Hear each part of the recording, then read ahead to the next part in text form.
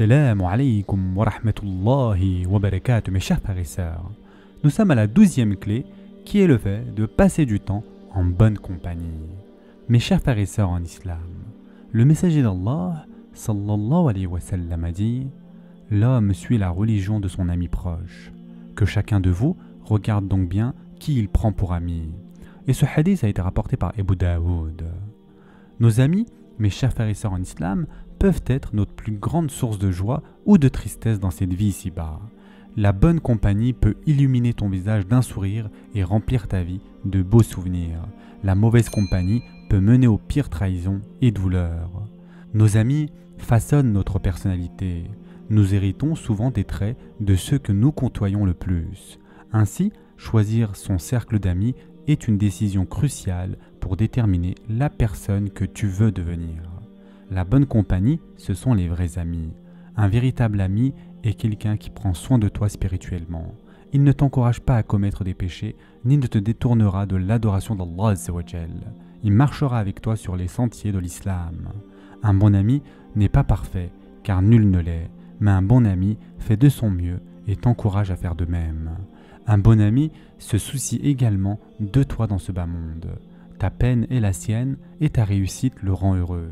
Ses conseils sont sincères et bienveillants. Son amour est pur et voué à Allah Azza wa Jal. Il prend du temps pour toi et souhaite te voir réussir ici-bas, mais aussi dans l'au-delà.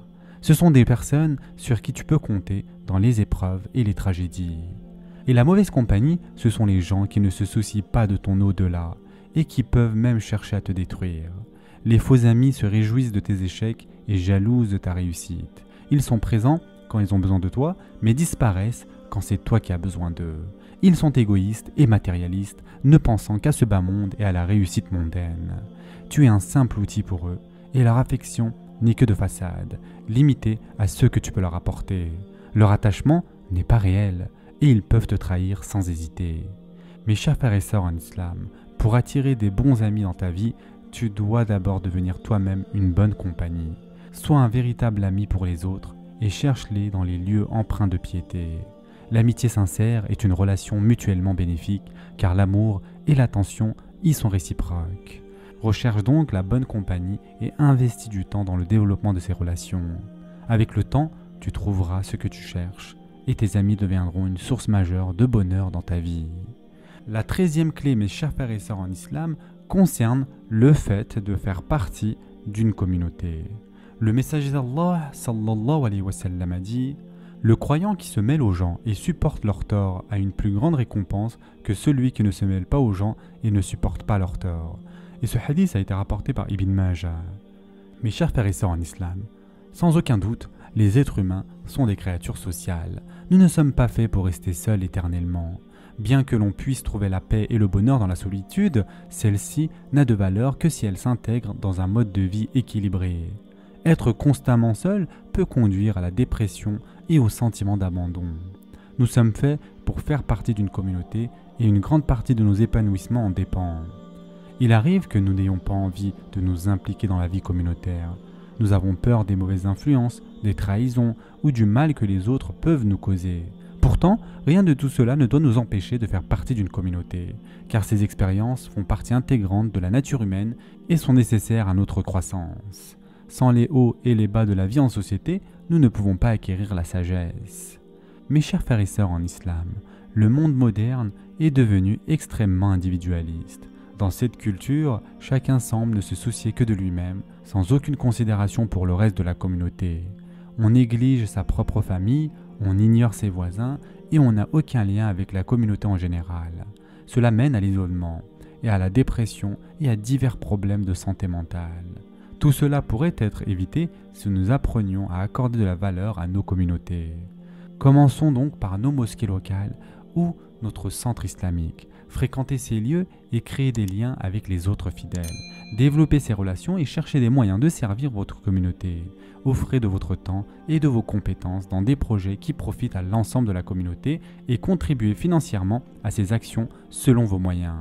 Avec le temps, vous apprendrez à aimer et à apprécier votre communauté et vous trouverez de la joie dans le fait de la servir. Cette joie est inaccessible tant que l'on reste centré sur soi-même. il faut aller donc vers les autres et participer activement à la vie collective. En le faisant, notre vie deviendra plus riche de sens et de bonheur. Et enfin, pour terminer pour aujourd'hui, mes chers frères et sœurs en islam, la 14e clé concerne le fait de mener une vie de contribution. Et en effet, le prophète sallallahu alayhi wa sallam a dit « Quiconque soulage un musulman d'un fardeau parmi les fardeaux de ce monde, Allah le soulagera d'un fardeau parmi les fardeaux du jour du jugement. Et quiconque facilite une difficulté ici-bas, Allah lui facilitera une difficulté dans ce monde et dans l'au-delà. » Et ce hadith a été rapporté par Tirmidhi. Mes chers frères et sœurs en islam, ne vivez pas une existence égoïste. Consacrez chaque jour un moment pour servir les autres. Même si on ne peut pas trouver un emploi ou une carrière qui nous permet donc de servir directement, dédions une partie de notre temps libre à aider les autres. En servant autrui, on ressent une forme de bonheur et de paix intérieure plus profonde que l'on ne saurait expliquer. C'est un bonheur qu'Allah Azza wa Jal donne dans le cœur des personnes généreuses. Même les psychologues modernes recommandent le service communautaire comme un moyen de lutter contre la dépression. Ses effets sur le cœur, sa capacité à remplacer la tristesse par la joie et le contentement sont clairs pour quiconque s'y engage sincèrement. Et si on vit dans l'isolement, focalisé uniquement sur nos propres désirs et que l'on ressent malgré cela un vide ou une tristesse intérieure, peut-être est-il temps de sortir et de réintégrer la communauté. Il existe d'ailleurs de nombreuses façons de servir la communauté. La plus simple est de faire des dons en ligne pour diverses causes à travers le monde. C'est noble et fortement encouragé. Mais il est important et recommandé d'aller encore plus loin. Il y a bien plus de bénéfices à être physiquement impliqué et à être témoin des épreuves que traversent les autres. Faire un don en ligne à un orphelinat ou à des personnes en difficulté est une bonne chose, mais c'est encore mieux de visiter cet orphelinat, de parler aux orphelins et de passer du temps avec eux en personne. Cela aura un impact bien plus profond sur notre cœur que le simple fait de donner à distance. Efforçons-nous donc de prendre du temps pour faire partie de la communauté et d'interagir avec les membres qui ont le plus besoin de nous. Allons visiter des orphelinats, faisons du bénévolat dans notre mosquée locale, organisons un repas pour les nécessiteux, impliquons-nous activement et soyons une source de soulagement pour ceux qui traversent des épreuves. Lorsque l'on se met ainsi au service de la communauté, de nombreuses choses magnifiques se produisent. Nous développerons donc une gratitude plus profonde pour ceux que nous possédons. Nos propres problèmes nous paraîtront insignifiants en comparaison de ceux des autres. Nous pourrons nouer des amitiés sincères avec ceux que nous aidons et avec des compagnons de service. Nous nous sentirons plus heureux et plus optimistes quant à notre propre vie et surtout nous bénéficierons d'un soutien divin dans notre propre existence. Et surtout nous bénéficierons d'un soutien divin dans notre propre existence. Et Allah Azza wa Jal prend particulièrement soin de ceux qui prennent soin des autres. Consacrons donc une partie de notre temps à faciliter la vie d'autrui et Allah Azza wa Jal nous facilitera la nôtre ainsi que celle de notre famille. Ce sera tout pour aujourd'hui.